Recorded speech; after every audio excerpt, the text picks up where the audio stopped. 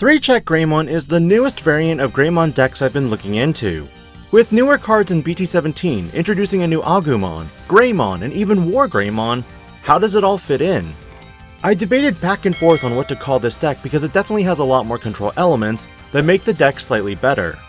In some early playtesting and matchups, you might say it's copium, but it does help clear up a lot of the previous problems that Greymon players have been running into. And most of all, the deck is fairly cheap even with the newest secret rare Greymon.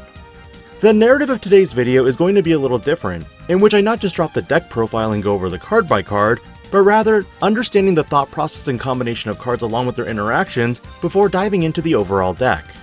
My newest starter deck review videos have shown some promise to this so far, and I hope to continue something like this in the future. In some ways, this will also take from how I've modeled the Cooking with Digimon series as well. BT17 introduces 3 new cards that for Greymon players, you might overlook and toss them straight into a DNA Omnimon deck, and nothing else. But the first card that I had to honestly look at for the longest time was the wargreymon. BT17 wargreymon is an 11-cost red Digimon that digivolves for 3 from a red level 5 Digimon. This 3-cost digivolution is also from any level 5 Digimon with Greymon in its name. Meaning unlike BT12 wargreymon, who is limited to just Digimon with metalgreymon in their name, this one can digivolve from skullgreymon and rizegreymons as well. Please don't try this with wargreymons though. When this Digimon would be played, if you have a tamer with Taikamiya in its name, you reduce the play cost by 3, which means at the very worst with the memory fixer, you toss your opponent 5 memory to work with. But on play and when digivolving, this Digimon can activate one of 2 separate effects. Number 1, deleting an opponent's Digimon with 8000 DP or less. The other, digivolving your Gabumon into metalgreymon from your hand, ignoring its digivolution requirements and without paying cost. Though to be fair, this effect is completely disregarded. While true the raid wargreymon has been superior in many ways, potentially clearing multiple bodies, the issue with Greymon decks ultimately stems from the fact that in order for their effects to be most effective, you have to attack. The only problem with this is Blast Digivolution. This ability to now delete a Digimon with 8000 DP or less means that when you digivolve, you can almost always circumvent the level 4 or 5 from being Blast Digivolved into. The Inheritable is a simple when attacking effect that once per turn, if this Digimon has Omnimon in its name, you trash the top card of your opponent's security stack. So say you attacked into your opponent's security with starter deck Taikamiya in play with a freshly digivolved Greymon X on top of Metalgreymon, or X antibody in the sources.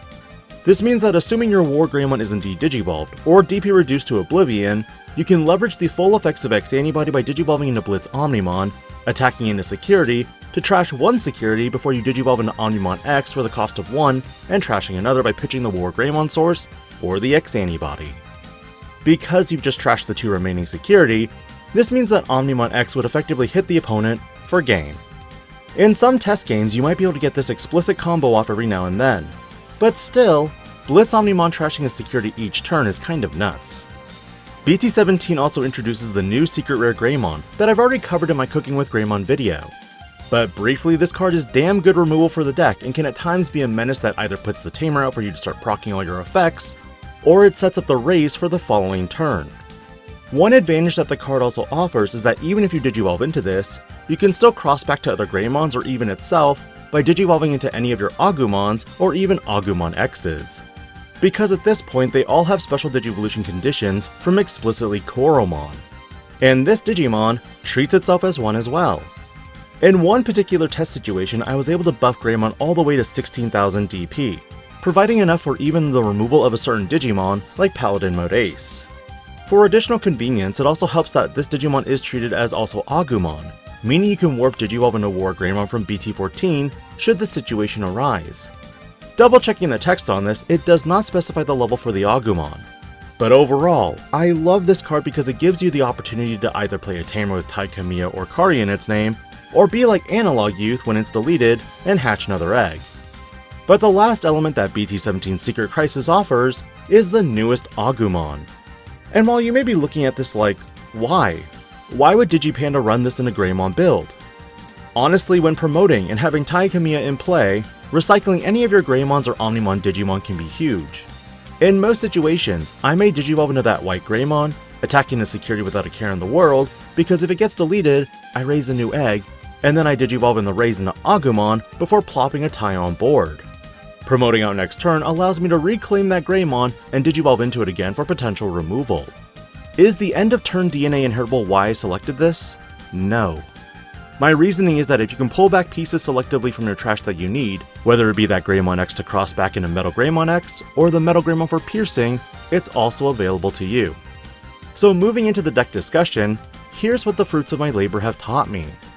In regards to your eggs, I run 4 BT5 koromons over the BT9 koromon, mainly because you're constantly digging for your combo pieces.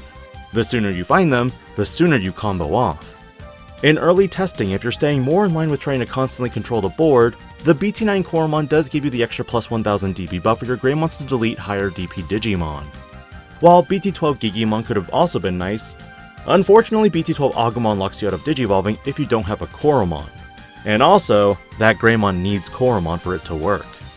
For the level 3s, the Agumons are all relatively simple. 4 copies of BT14 Agumon for that ability to cheat into a Greymon from your hand, as long as you have Tai Kamiya in play. Meaning you could go into BT5 Greymon for additional memory tricks, or in my particular scenario, the white version. Because this Agumon gives a passive 2000 DP buff, your Greymon explicitly deletes not just 8000 DP Digimon, but 10,000 DP Digimon. Combine this with BT9 Koromon, and you could be going as high as 11,000 DP. But there are still other ways to make this deletion effect even higher. Agumon X is only at 3 copies because realistically the inheritable DP buffs can further increase this Greymon's deletion capabilities. Frankly, I'm surprised Guilmon gets DP buff based deletion effects, and Agumon doesn't. But like any standard Greymon deck, you must run 4 BT12 Agumons in order to find Greymon and Omnimon Digimon, along with Tai Kamiya. One addition I've been enjoying is the inclusion of BT17 Agumon as well for that potential return of a Greymon Digimon from trash to hand. Meaning if you lose out on Greymons from security, no problem, you can nab them back. Even promoting this Agumon from Raise and reclaiming BT14 wargreymon can be a great means to warp an attack and clear an opponent's Digimon when digivolving. To adjust for the Greymons, you run only 6 normal Greymons for the entire build. But remember, you also recycle them with the assistance of BT17 Agumon. 2 BT12 Greymons to play Tai or give that extra plus 1000 DP buff on all turns. 4 secret BT17 Greymons for that juicy deletion and extra hatch or playing a Tai for free. And then Greymon X's to color cross back in case you need to go into Metalgreymon X. Traditionally, the level 5s have been BT12 Metalgreymon because it has that special Digivolution cost, but the X variant always has problems with the BT17 Greymon since it's not red.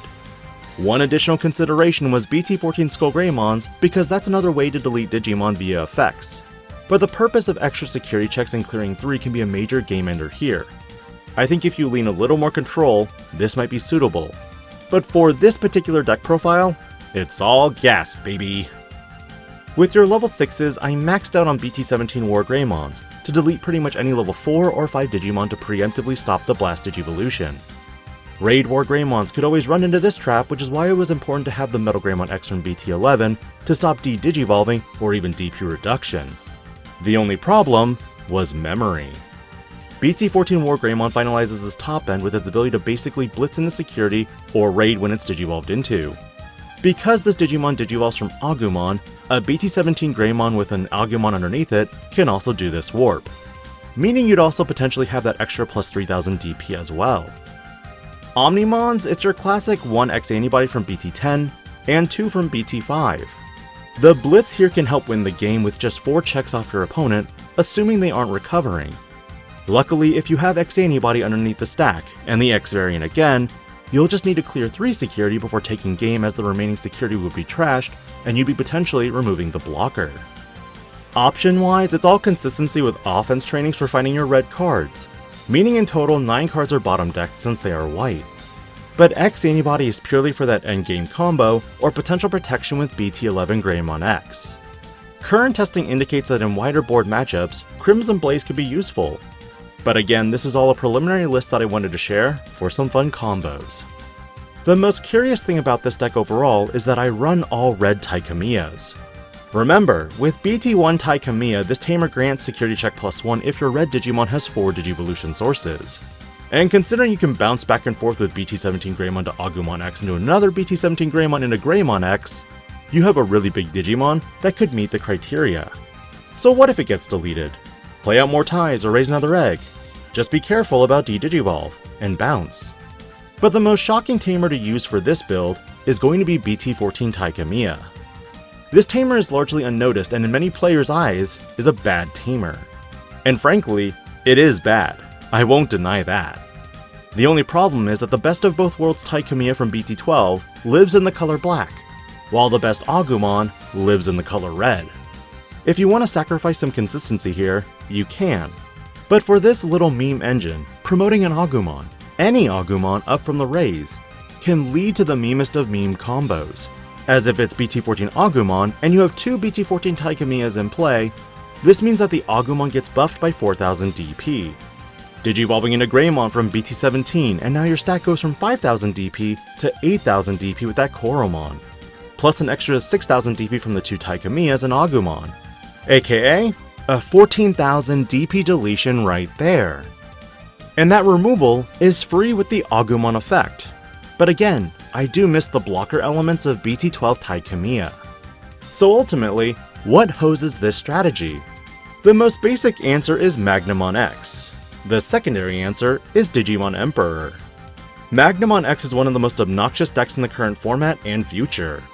One of the largest problems that this deck can't get around is either the super big body or the fact that the super big body armor purges. Again, obnoxious.